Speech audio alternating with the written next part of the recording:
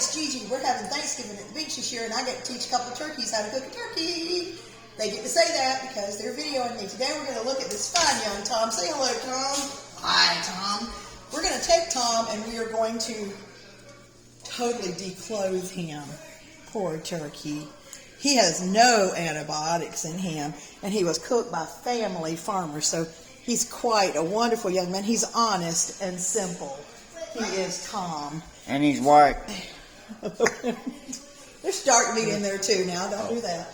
Anyway, so we're going to, right now I'm going to show them how to cook a turkey. So when the turkey comes like this, it has been thawing. The key to the turkey is you always want to make sure that you don't let it get,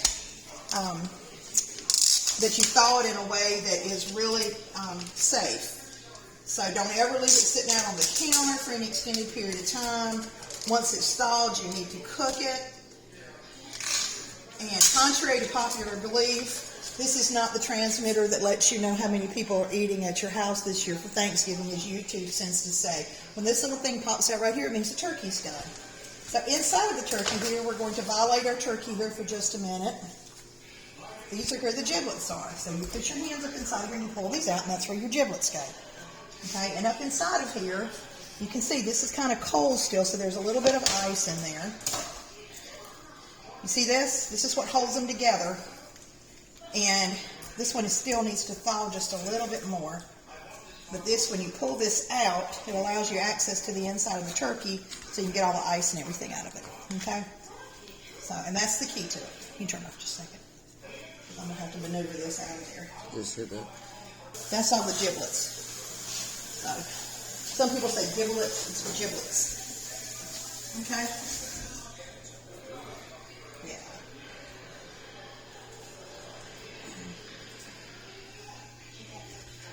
Okay, so why is this little plastic thing not coming out of there like it should be?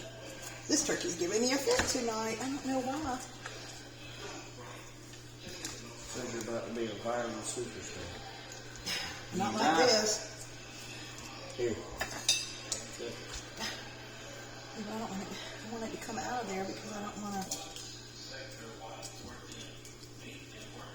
But it shows the realization of real life. To be continued. The secret to this now is how do you prep it? So what I normally do with it is I take celery and I fill up the cavity with it inside. So you just put it inside of there like that. Then you take a stick of butter. Go around the shoulder so you can see inside the turkey. Yeah, take a stick of butter. And this is what I do. I break the butter in half. I put half of it inside here. And then the other half, I pick up the extra, right here, the extra skin, and I put it in there, and that way when it cooks over it. Now, if I had a whole onion, I would put the whole onion up inside of it, but this time I bought chopped onions. So what I'm going to do with them, again, is just put a little bit in the cavity, just for flavoring. Okay? And now we're going to take extra virgin olive oil, rub it on the outside of this circle. You get him on there, a little bit of, give him a good rub. Always make sure your hands are good and clean. This will help make him look nice and pretty.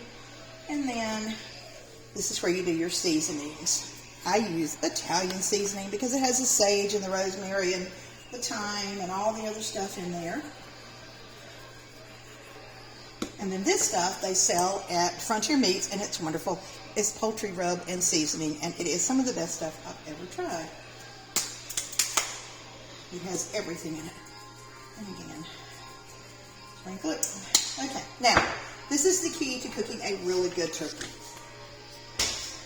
The Reynolds Kitchen oven bags, turkey size. In order to keep it from sticking, here's your bag. You'll have this little, by the way, there's directions in here if you need them. Just look at the size of your turkey. And then inside of here, there's these little hooks. And that's what you hook the bag together with. You want to put a little bit of flour inside of here just to keep it from sticking.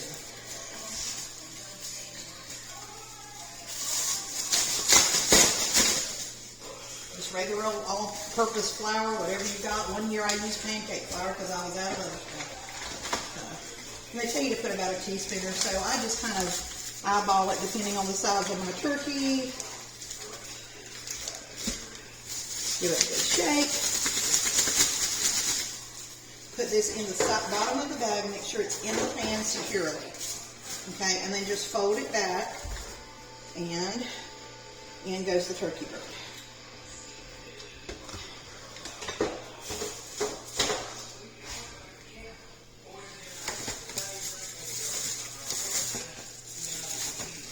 Slide it all the way in the pan. Make sure the bird's getting covered with all the bag.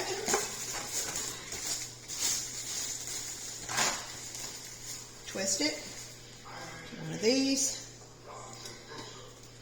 Put it through the top here. Pull.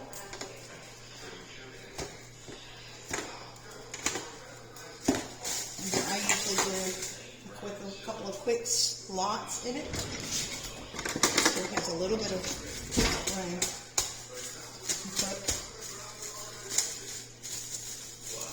And then the key to it when you put it in the oven is always make sure that your rack is low enough. Like this right here right now is too high.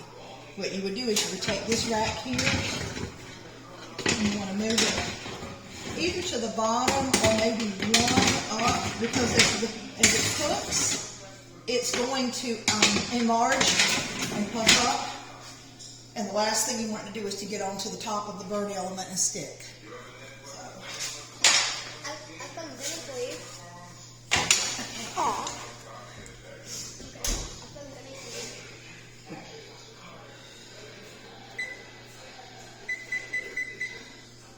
I'm going to put it on, because I'm going to be up with it, I'm going to put it on 350.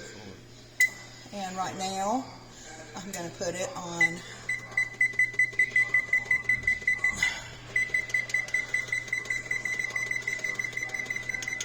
probably an easier way to do this. Yeah, just hold it down.